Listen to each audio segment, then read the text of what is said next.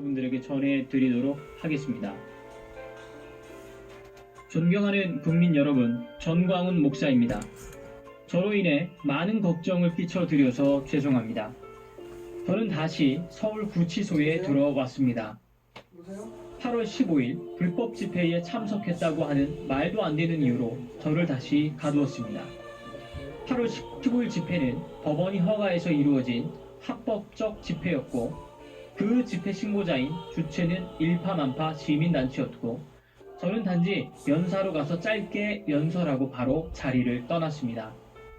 우한 바이러스 탄압으로 언론을 선동하여 문재인이 직접 저를 향해 엄정 대응해야 한다고 하자 추미애는 법정 최고형으로 다스려야 한다고 말하는 등 문재인이 모든 권력을 동원해 사실상 공개적으로 명령한 결과 대한민국 정세균 총리부터 경찰, 검찰, 법원까지 하나가 되어 저를 재수감시켰습니다.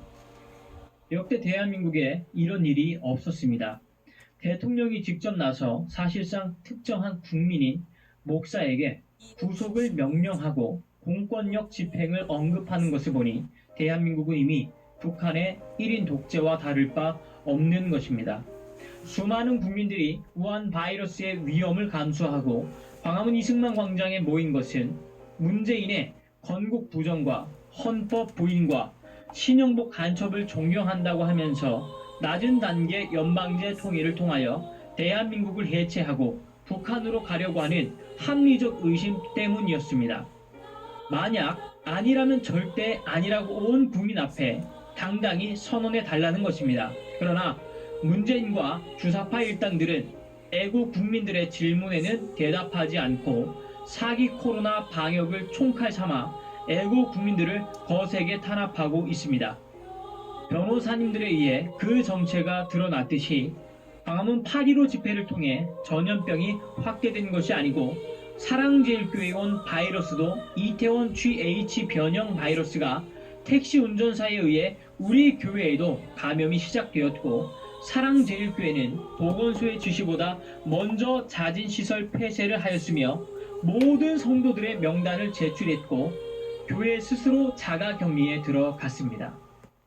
그럼에도 사랑제일교회에서 제출된 모든 명단자들을 접촉자라는 아무런 방역 근거도 없이 무차별적으로 강제 자가격리를 강요하였고, 상당수 사람들이 무증상자들로 특별한 치료를 할 필요도 전혀 없이 격리의 고통만 받다가 겨우 해제되어 돌아왔습니다.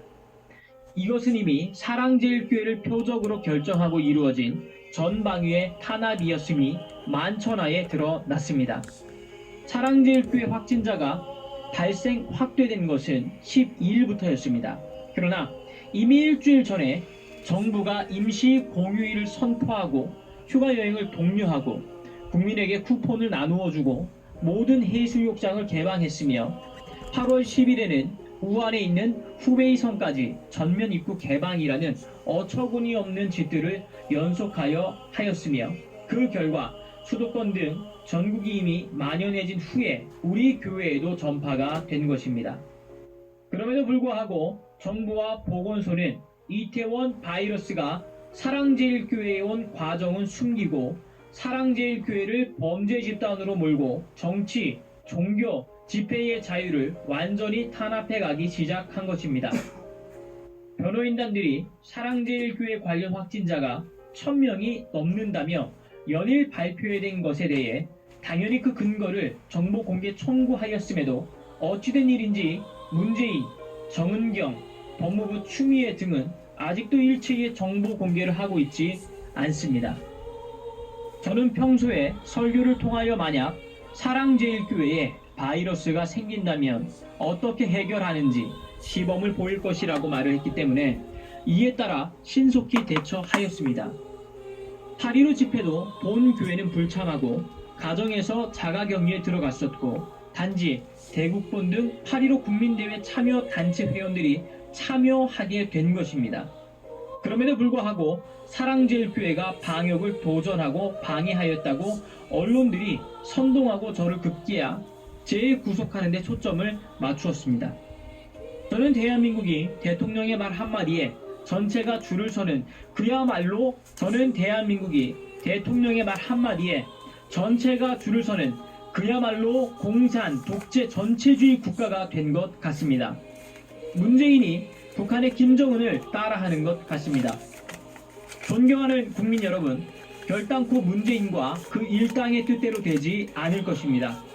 지금도 임종석과 이인영 통일부 장관은 미국을 농락하면서 북한의 개인과 기업이 한국의 부동산과 주식을 살 수 있도록 남북경제협력법을 개정하려고 하고 있습니다.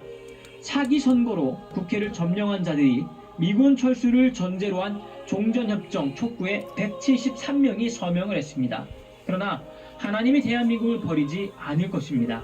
미국과 전 세계 자유열방들이 문재인 마음대로 하지 못하게 할 것입니다. 자유민주주의, 자유시장경제, 한미동맹, 기독교 입국론으로 세워진 대한민국은 어느 누구도 해체할 수 없을 것입니다.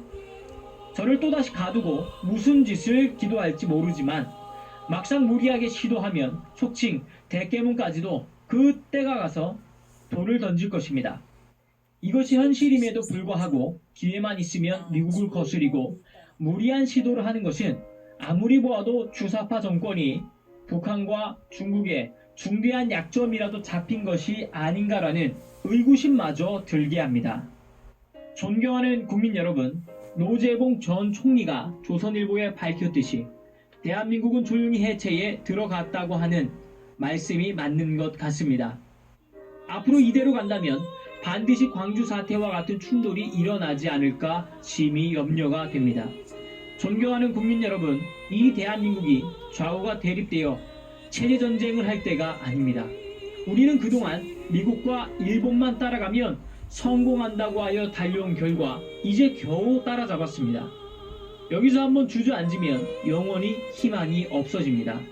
주사파와 청와대 세력들의 사회주의 체제 변화 시도는 반드시 막아야 할 것입니다.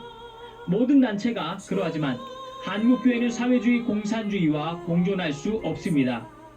주사파들이 꿈꾸는 북한식 사회주의는 용납할 수 없습니다.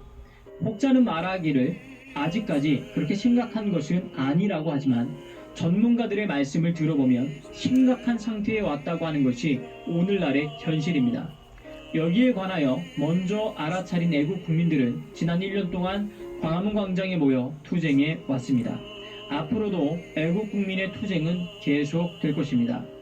그들은 오래전부터 그들의 목적을 이루기 위해 불법 탄핵, 사기 선거, 사기 방역을 통하여 국민과 미국과 국제사회를 속여왔습니다.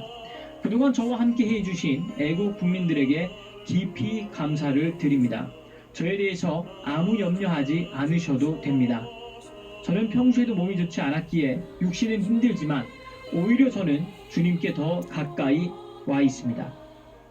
저의 한 생명이 희생되어 조국이 지켜진다면 기꺼이 던져야 하지 않겠습니까? 앞으로 옥중서신을 통해 여러분께 가까이 있겠습니다. 많이 기도해 주시기 바랍니다. 서울구치소에서 전광훈 목사 드림.